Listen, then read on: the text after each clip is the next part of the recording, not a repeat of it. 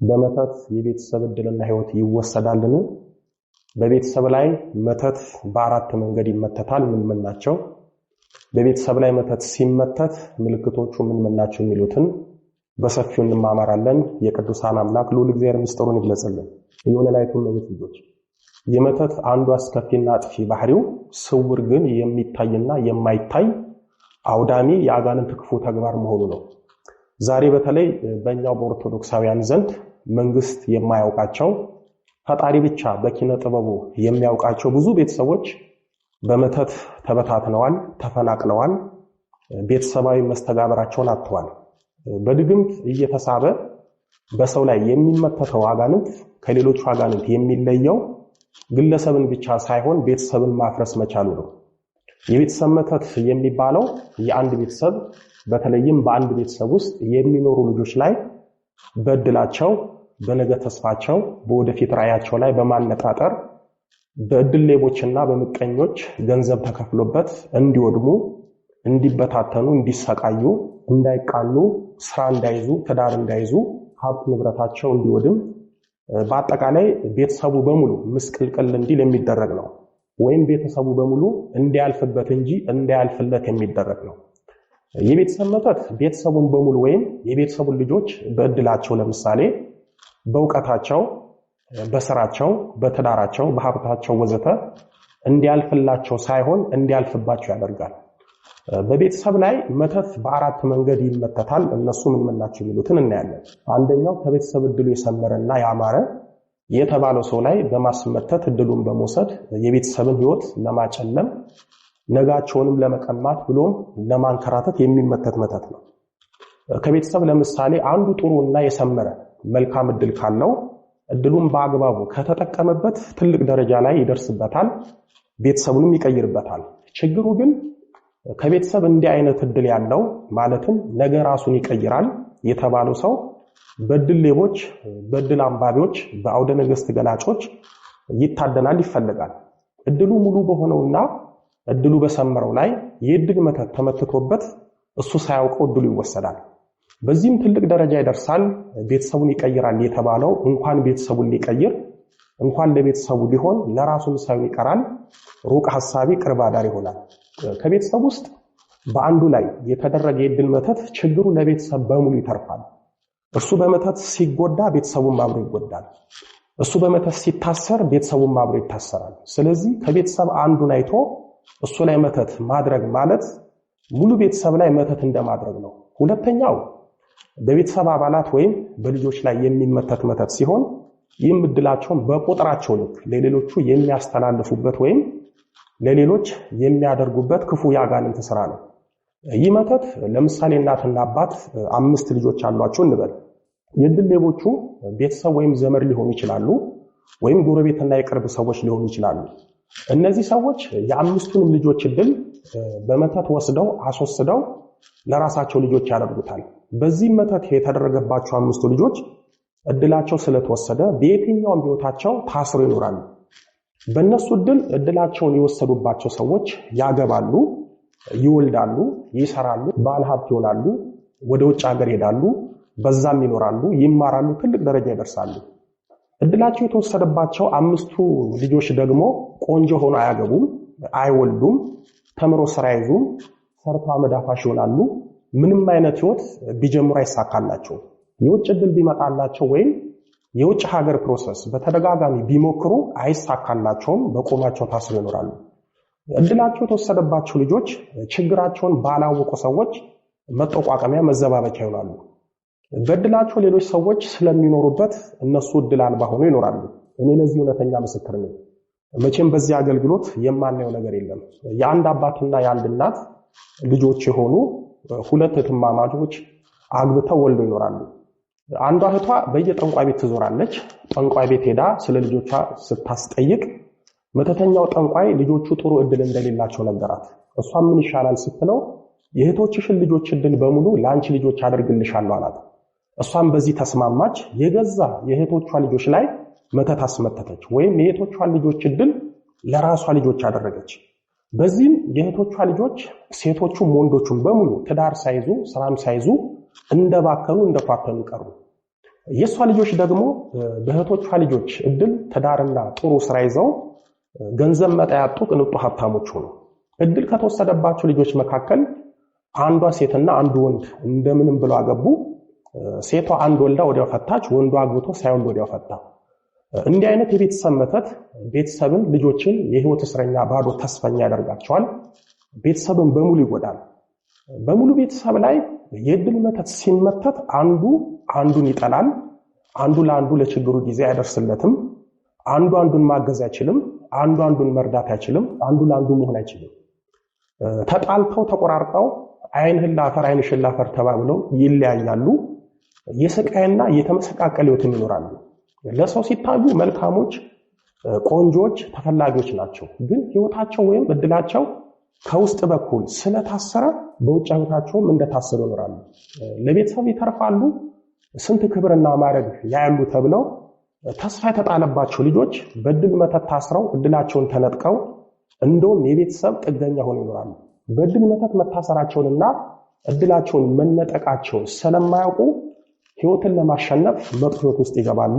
እድላቸውን መወሰዱን ሳያውቁ ሳይነቁ እንደተነጠቁ ይኖራሉ። በነገራችን ላይ ልብ ካላችሁ በአንድ ቤተሰብ ውስጥ ያሉ ሙሉ ልጆች ምንም ሳይጎልባቸው ምንም ሳያንሳቸው ትዳር ሳይዙ ልጅ ሳይወልዱ የሚኖሩ በጣም ብዙ አሉ። እነዚህ ቤተሰቦች ሁሉም እድላቸው ስለተወሰደ ነው የማያገቡት የማይወልዱት፣ ወይም እያገቡ የሚፈቱት አሊያም 3-4 ትዳር እያዙ ወዲያው የሚፈቱት። እንደውም ከውጭ ያለ ስም ይሰጧቸዋል። በመተት እድላቸው እንደተወሰደና በመተት እንደታሰሩ ሰዎች ጎረቤቶች ስለማያውቁ እነሱ እኮ ወንድ ስለሚንቁ ነው የማያገቡት። ለትዳር የመጣውን እየመለሱ ይኸው ቆሞ ቀሩ። እሷ በመልኳ እየተመካች ስንቱን ወንድ መለሰች። እያገቡ የሚፈቱት በራሳቸው ክፋት ነው ይባላሉ። በጣም የሚያሳዝነው ጥቂት የማይባሉት ከቤተሰብ ውስጥ ለትዳር ጥሩዎች፣ ቆንጆች፣ መልካሞች ሆነው ግን የትዳር እድላቸው ስለተወሰደባቸው የመተት አጋንንቱ ከውስጥ ሆኖ እንዳይታወቅበት አንቺ ማግባት ያለብሽ ሀብታም ነው፣ አንቺ ማግባት ያለብሽ ቆንጆና ቁመናው የሚያምር ወንድ ነው፣ ይሄ እኮ አይመጥንሽም፣ ይሄንን ከምታገቢ ቆመሽ ብትቀር ይሻላል እያስባለ እንዳያገቡ ያደርጋቸዋል። እንዲህ የሚሉት እድላቸው ስለተወሰደባቸው ነው። እድላቸው የተወሰደባቸው ሴቶች ከማንም ወንድ ጋር ይተኛሉ። ለቁም ነገር ለትዳር የሚፈልጋቸውን ይገፋሉ። ለዕለትና ለዝሙት የሚፈልጋቸውን አብሮት ይሆናሉ። የመተት አጋንንት እንዲህ ያደረጋቸው በዝሙት ጠምዷቸው እድሜያቸውን አሳልፎባቸው ያለ ትዳር ያስቀራቸዋል። እድላቸው የተወሰደባቸው ሴቶችና ወንዶች ምናልባት ቢያገቡ እንኳን የጽድቅ መንገድ የሚሆናቸውን፣ የሚወዳቸውን፣ የሚያከብራቸውን የነሱንም የቤተሰብንም ህይወት የሚቀይረውን ሰው ሳይሆን ወደ ጥፋት መንገድ የሚመራቸውን፣ የማይወዳቸውን፣ የማያከብራቸውን እነሱንም ቤተሰባቸውን የሚንቀውን፣ የሚደበድባቸውን፣ ክብር የማይሰጣቸውን እንደ ሚስት ወይም እንደ ባል የማያቸውን ሰው ነው የሚያገቡት። አንዳንዶች ደግሞ ስለ ቃላቱ ይቅርታ እየጠየቅ ዱርዬ የሆነ ጠጪ፣ ሰካራም፣ ጫት ቃሚ፣ ስርዓት የሌለው አግብተው እየተቃጠሉ ይኖራሉ። ስንቱን ጥሩና መልካምና ሃይማኖተኛ ሰው አልፈልግም ብለው የማይረባ ሰው ላይ ይወድቃሉ። ወንዶቹም እድላቸው ሲወሰድባቸው አንዷን ሲይዙ ሲለቁ፣ ሲያማርጡ ሲመርጡ ለኔ የምትገባኝ ቆንጆና ሀብታም የሆነች ሴት ናት እያሉ በመንዘላዘል ያለ ትዳር ይኖራሉ፣ ወይም ከዚች እየወለዱ ይኖራሉ። ሶስተኛው በእናትና በአባት ላይ የሚመተት መተት ነው። ይህ ገና ከጅምሩ የልጆችንም የነገ ተስፋ የሚያጨልሙበት አጋንንታዊ ስልት ነው። ይሄ ደግሞ አሁን ከነገርኳችሁ በተቃራኒ ያለ ነው። በልጆች ላይ የሚመተተው መተት ወይም የልጆችን እድል በእድል መተት ሲነጥቁ ዕዳው፣ ፈተናው፣ ችግሩ ለእናትና አባት እንደሚተርፍ ሁሉ በእናትና በአባት ላይ ደግሞ የሚመተት መተት ችግሩ፣ ፈተናው ለልጆች ይተርፋል። እናትና አባት ላይ ወይም ከሁለት አንዳቸው ላይ መተት ሲመተት ወይም እድላቸው ሲወሰድባቸው የሚወልዱትና የተወለዱትም ልጆች ህይወት አብሮ ይበላሻል። እናትና አባት ላይ ወይም ከሁለት አንዳቸው ላይ መተት ሲመተትባቸው በቀጥታ ይሁን በተዘዋዋሪ ልጆች የመተት ሰለባ ይሆናሉ፣ ወይም ችግሩ ለልጆቻቸው ይተርፋል። ለምሳሌ በእናትና በአባት ላይ መተት ሲመተት በድንገት ያላቸውን ሀብት ያጣሉ፣ አስከፊ ድህነት ውስጥ ይገባሉ። ይህ ችግር ለልጆች ተርፎ ልጆች የሚገባቸውን ነገር ከቤተሰብ እንዳያገኙ ያደርጋቸዋል። የቤተሰብ ሀብት ንብረት በመተት ሲወድም የልጆች ህይወትና የነገ ተስፋ አብሮ ይወድማል። እናት አባት ከሁለት አንዳቸው በመተት ሲሞቱ ወይም ሁለቱም ከሞቱ በዚህም ልጆች ያለ ወላጆች ያለ አሳዳጊዎች ይቀራሉ። እድላቸው ከተዘጋባቸው ቤተሰብ የሚወለዱት ልጆችም እድላቸው ይዘጋል። እድል ከተወሰደባቸው ቤተሰብ የሚወለዱትም ልጆች በእድላቸው ላይ ብዙ ፈተና ይገጥማቸዋል። በአጠቃላይ የእናትና የአባት የመተት ፈተና ለልጆችም ይተርፋል።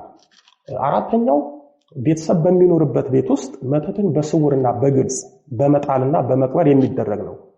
ይህም በቤተሰቡ ስም የተመተተው ነገር ግቢ ውስጥ፣ ቤት ውስጥ፣ የሥራ ቦታቸው፣ ድርጅታቸው ውስጥ ከተቀበረ የቤተሰብ አባላቱ በሙሉ የተቀበረውን መተት እየረገጡ ይወጣሉ። ቀኑን ሙሉ ምንም ሳይሳካላቸው፣ ሳይሆንላቸው፣ ሳይሰሩ ተንከራተው ይገባሉ። ቤት ሲገቡ የተቀበረውን መተት ረግጠው ይገባሉ። እርስ በርስ ይባላሉ፣ ይጨቃጨቃሉ፣ ጠብ ይገጥማሉ። እንኳን በንግግር በምግብ ጉርሻ አይስማሙም። እንኳን አውርተው ተግባብተው ቀርቶ ሳያወሩ ዝም ብለው አይግባቡም። ግቢ ውስጥ ቤት ውስጥ የሚጣልና የሚቀበር መተት 10 አደገኛ ችግሮችን በቤተሰብ ላይ ይፈጥራል። አንደኛ ቤተሰቡን ያባላል፣ እንዳይስማሙ ያደርጋል። ሁለተኛ የቤተሰቡ እድል በሙሉ ዝግትግት ያለ እንዲሆን ያደርጋል። ሶስተኛ ቤተሰቡን በሙሉ በበሽታና በህመም እንዲሰቃዩ ያደርጋል። በአንዳንድ ቤተሰብ አይታችኋል፣ እናትና አባት ብሎም ልጆች ታማሚ ይሆናሉ። ወይም ከቤተሰብ ውስጥ አንዱ የአእምሮ ወይም የአካል ጉዳተኛ ታማሚ ይሆናል።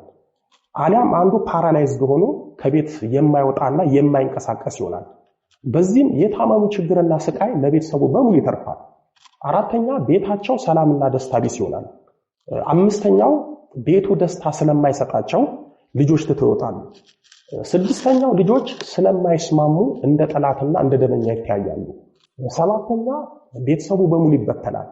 ስምንተኛ ሞትና ሐዘን ከቤታቸው አይጠፋም። ዘጠነኛ ቤቱን ሽጠው ለችግር ይዳረጋሉ። አስረኛ ቤተሰቡ ተበታትኖ መሰባሰብ መጠያየቅ በፍጹም አይፈልጉም፣ እንደ ባዳ ይተያያሉ። እንግዲህ የቤተሰብ መተት እንዲህ አይነት ውስጣዊና ውጫዊ ችግር ነው በቤተሰብ ላይ የሚፈጥረው። ለዚህም ነው መተት በሰዎች ሕይወት ፈርጀ ብዙ ችግር ስለሚያመጣ ነው አደገኛ ነው የምንለው። ለዚህ ማሳያ ይሆን ዘንድ በመተት የተጎዱትን ሰዎች ታሪክ ማምጣት ቢቻልም ከትምህርታችን አንጻር ለምሳሌነት አንድ እንዲህ የዛሬ 10 ዓመት አንድ ወዳጄ በመልክና በቁመና ብቻ ሳይሆን በሃይማኖት በምግባር የተዋበች ነበረች። ታዲያ እቺ ልጅ ወንድ የሚባል ያስጠላታል። እንደውም ወንዶቹን ሳያቸው ሲያናግሩኝ ያቅለሸልሸኛል፣ ያስጠሉኛል ትላለች። እኔም ዓለም ላይ የኖርሽ ከወንድ ርቀሽ ለመኖር ብትቺም ትፈተኛለሽ፣ ስለዚህ ማግባት አለብሽ እላት ነበር።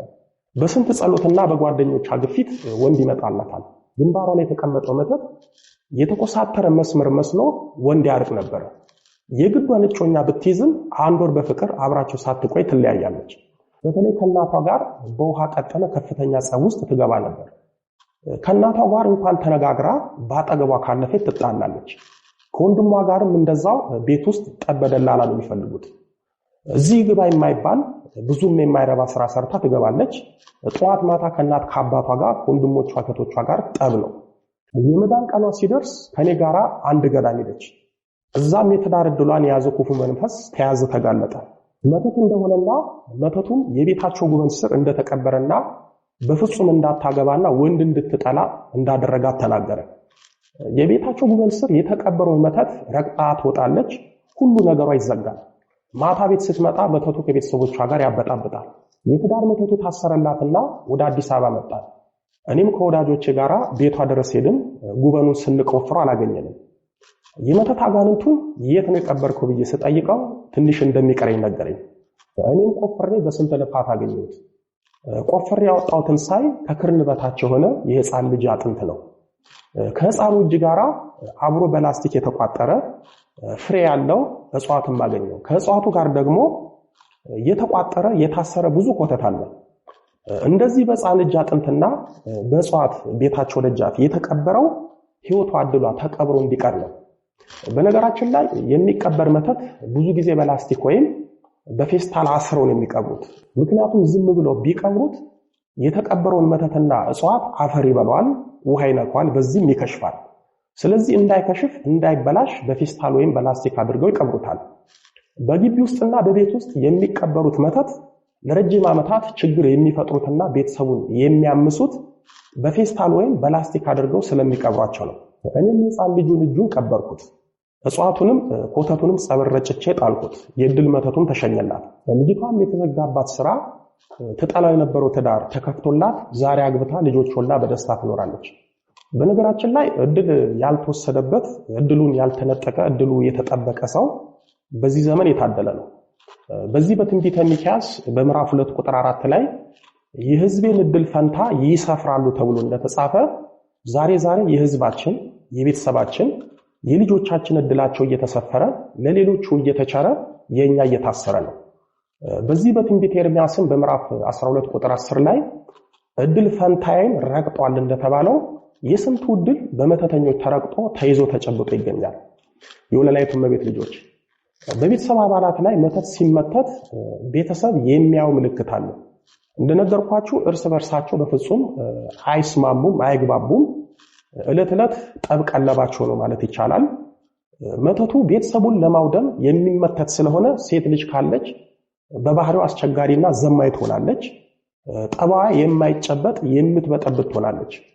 ወንድ ልጅ ካለ ደግሞ ወንዱ ነውጠኛ፣ ተሳዳቢ፣ ዘማዊ፣ ጠጪ፣ ቃሚ፣ የገንዘብ የህይወት ብኩል ይሆናል። በዚህም ቤተሰብ እርስ በርስ ይባላል። ምክንያቱ ደግሞ መተቱ የተመተተበት ሰው እንደ ሰው እንዳይሆን ስለሆነ ህይወታቸው የምስቅልቅል ይሆናል። በተለይ የቤተሰብ መተት ሌላው መገለጫው በዓል በመጣ ቁጥር እርስ በርስ መናቆር ነው። አውደ ዓመትና ታላላቅ በዓላት ላይ ከፍተኛ ጠብና ጭቅጭቅ ይታይባቸዋል። ይህም የመተት አጋንንት ደስታቸውን ለመንሳት የሚጠቀምበት ስልት ነው። ቤተሰብ ላይ የሚመተተው መተት የቤተሰብን አንድነት በመከፋፈል ፍቅራቸውን በማጥፋት እንዳይተዛዘኑ፣ እንዳይረዳዱ ያደርጋቸዋል። አንዱ በአንዱ ላይ ይጨክናል። ቤተሰቡ እየተቸገረ እያየ በመተት ስለተያዘ ቤተሰቡን ከመርዳት ባዶውን መርዳት ይቀለዋል። በገንዘቡ የቤት ከልካይ የውጭ ሲሳይ ይሆናል።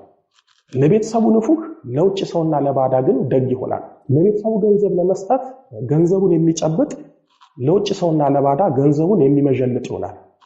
ገንዘቡን ለቤተሰቡ ለመስጠት ይሳሳል፣ ለውጭ ሰው ደግሞ ገንዘቡን ይበትናል። በቤተሰቡ አባላት ላይ መተት ከተሰራ የቤተሰቡ አባላት የሆኑት ልጆች ስራና ትዳር በፍጹም አልሆን ይላቸዋል።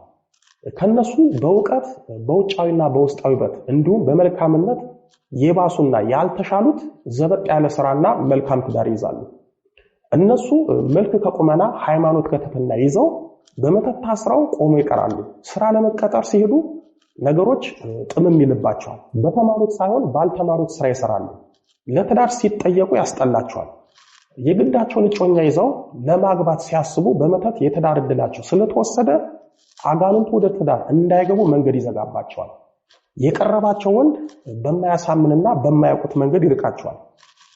መተትን ክፉ ከሚያደርጉ አንዱ ጠባዩ በአንድ ሰው ላይ የተመተተው መተት ቤተሰቡን በሙሉ ሊያስር፣ ሊያንከራትት፣ ሰላምና ጤናቸውንም ሊያሳጣ ይችላል። አንዱ ቤተሰብ የአንዱን ቤተሰብ ዕድል በቤተክርስቲያናችን ስም በብብቷ በተሸሸጉት አጋንንት ጎታቾችና መተተኞች እየተደገመ ትውልዱ እየወደመ ነው።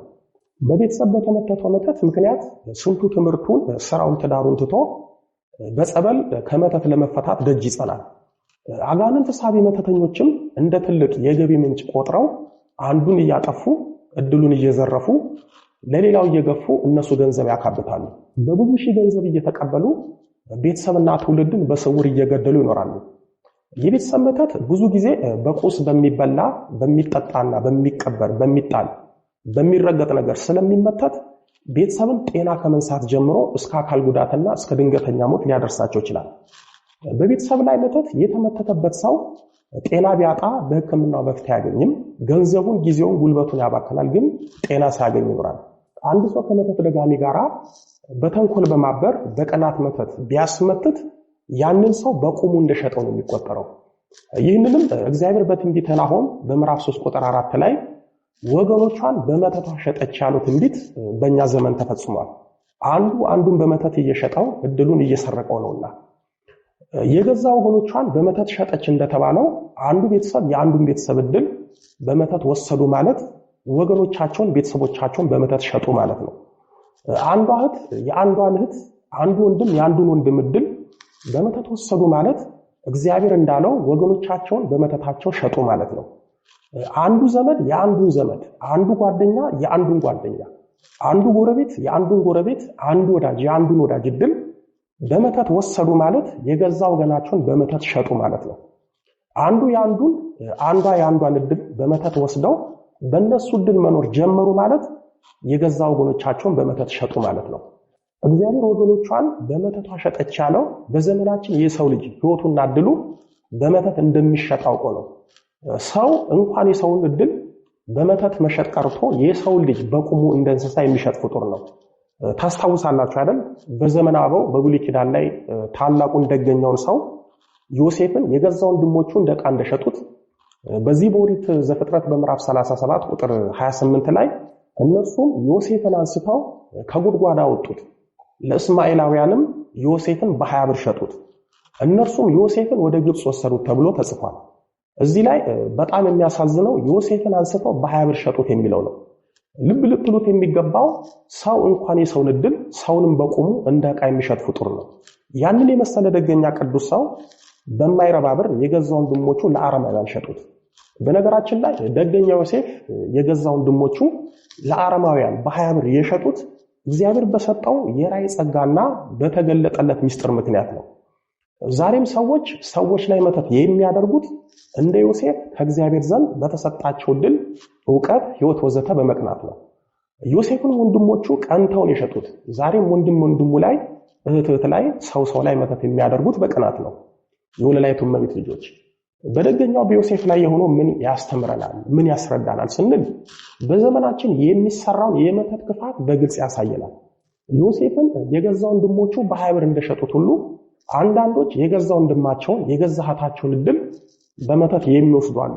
ዮሴፍን የገዛ ወንድሞቹ የገዛ ወገኖቹ በማይረባ በ20 ብር ሽጠው ግብፅ እንዳወረዱት ሁሉ የገዛ ወንድማቸውን የገዛ እህታቸውን ጓደኛቸውን እዚህ ግባ በማይባል በማይረባና በጥቂት ገንዘብ በእድላቸው አስመትተው እድላቸውን ወስደው የሕይወት መከራ ውስጥ የሚከቷቸው ብዙ አሉ። ዮሴፍን የገዛ ወንድሞቹ ሊበልጠን ነው፣ ከኛ የበላይ ሊሆን ነው፣ በእኛ ላይ ሊነግስ ነው ብለው በምቀኝነት በ20 ብር እንደሸጡት ሁሉ ዛሬም ብዙዎች በራሳቸው ሰዎች እኛን ሊበልጠን ነው፣ ሊያልፍላቸው ነው፣ ሊለወጡና ከፍታ ላይ ሊወጡ ነው፣ ሊያድጉ ነው፣ ከኛ በላይ ሊሆኑ በማለት እንደ ዮሴፍ በመተት የተሸጡ ሕይወታቸውንም የተበጠበጡ ብዙዎች አሉ። በጣም የሚገርመው ዮሴፍ አንዴ ሳይሆን ሁለቴ ነው የተሸጠው። መጀመሪያው አሁን ያየነው ወንድሞቹ እስማኤላውያን በ20 ብር የሸጡት ሲሆን ዮሴፍን የገዙት እስማኤላውያን ደግሞ ዮሴፍን ግብፅ ወስደው ለጲጢፋራ ሸጡት። በዚህም ዮሴፍ ለሁለተኛ ጊዜ ተሸጠ። ዮሴፍ ለሁለተኛ ጊዜ እንደተሸጠ በኦሪት ዘፍጥረት ምዕራፍ 37 ቁጥር 36 ላይ እነዚያ የምድያም ሰዎች ግን ዮሴፍን በግብፅ ለፈርዖን ጃንደረባ ለዘበኞች አለቃ ለጲጢፋራ ሸጡት ተብሎ ተጽፏል። በጣም የሚያሳዝነው ዮሴፍ ሁለቴ እንደተሸጠ ሁሉ ከአንድም ሁለቴ መተት የተደረገባቸውና ሁለቴ እድላቸው የተወሰደባቸው ሰዎች አሉ። አንድ ሰው ላይ ከአንድም ሁለቴ መተት የተደረገበት ወይም ከአንድም ሁለቴ በመተት እድሉ የተወሰደበት ብዙ ሰው አለ። አንድ ሰው ላይ አንድ ሰው ብቻ ሳይሆን ከአንድም ሁለት ሰዎች መተት ያደረጉባቸው ሰዎች አሉ። የገዛ ወንድሞቹ ዮሴፍን ሽጠው ከቤተሰቡ ከትውልድ ሀገሩ እንዳባረሩት ሁሉ ዛሬም በመተት ከትውልድ ሀገራቸው ከመኖራቸው ከመንደራቸው ያሳደዷቸው ያባረሯቸው ብዙ አሉ። ዮሴፍን የገዛ ወንድሞቹ ከምንገድለው ብንሸጠው ይሻላል ብለው በ20 ብር አሳልፎ እንደሰጡት ሁሉ ዛሬም አንዱን ከምገድለው በመተት ለመከራ አሳልፌ ብሰጠው ይሻላል ብለው የገዛ ወገናቸው ልክ እንደ ዮሴፍ ለመከራ አሳልፎ ይሰጣሉ። ዮሴፍ በገዛ ወንድሞቹ በ20 ብር መሸጡ ጌታ ለሐዋርያነት በመረጠው በይሁዳ እጅ በ30 ብር ለመሸጡ ምሳሌ ቢሆንም ዛሬም እንደ ዮሴፍ ሕይወታቸው እድላቸው በመተት የሚወሰድባቸውና በጥቂት ብር መተት ተመትቶባቸው በገዛ ወገኖቻቸው ለሚሸጡ ሰዎች ምሳሌ ነው። ሌላው ልብ እንድትሉትና እንድታሰምሩበት የምፈልገው ሰው የሰውን እድል መሸጥና መንጠቅ ብቻ ሳይሆን ሰው የፈጠረውን ፈጣሪ የሸጠ ፍጡር ነው። ታስታውሳላችሁ አይደል? ይሁዳ ጌታችንን በ30 ብር እንደሸጠው ይሁዳ የጌታውን ክብርና ፍቅር በ30 ብር ቀይሮታል። በዚህ በማቴዎስ ወንጌል በምዕራፍ 26 ቁጥር 15 ላይ እንደተጻፈው ይሁዳም እኔም አሳልፌ እሰጣችኋለሁ፣ ስንት ብር ትሰጡኛላችሁ አላቸው። እነሱም 30 ብር እንሰጣለን አሉት። እሱም ጌታችንን በ30 ብር ሸጠው። ዛሬም ለጥቂት ገንዘብ ብለው ወይም በጥቂት ገንዘብ ሰውን በመተት አሳልፈው የሚሰጡና የሰውን እድል የሚሸጡ አሉ። ይሁዳ ጌታችንን በ30 ብር ሽጦት ለሞት አሳልፎት እንደሰጠው ሁሉ ዛሬም የገዛው ወገናቸው ለገንዘብ ብለው የሰውን ዕድል በመተት ለሌሎች ሰዎች የሚሸጡ ዳግማዊ ይሁዳዎች አሉ።